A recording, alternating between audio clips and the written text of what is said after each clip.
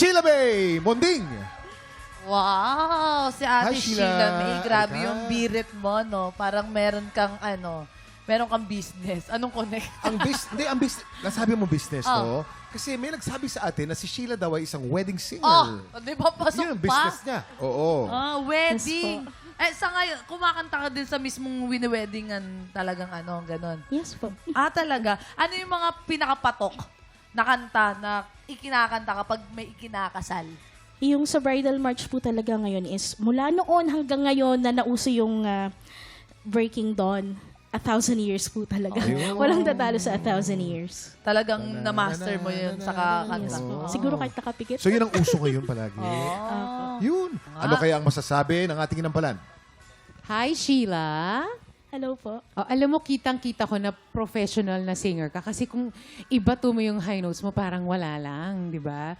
Pero, kailangan kong ipaalala sa'yo that singing is not about high notes.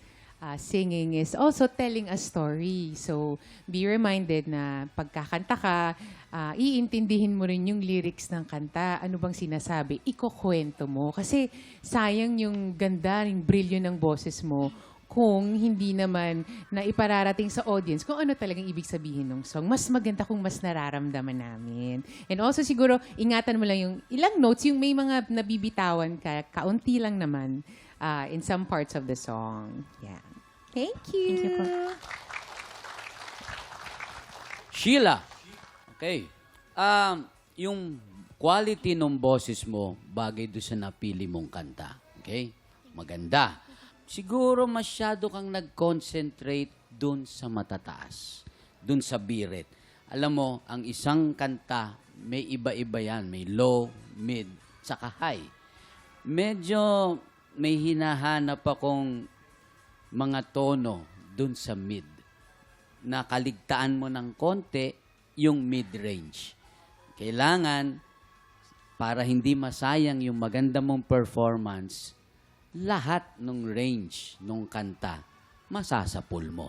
So, iingatan mo yon. Lagi kong sinasabi to, ang pagkanta sa isang contest, hindi puro birit. Pag naabot mo yung birit, maganda. Pero pag hindi mo nasapul yung gitna o yung low, may kulang.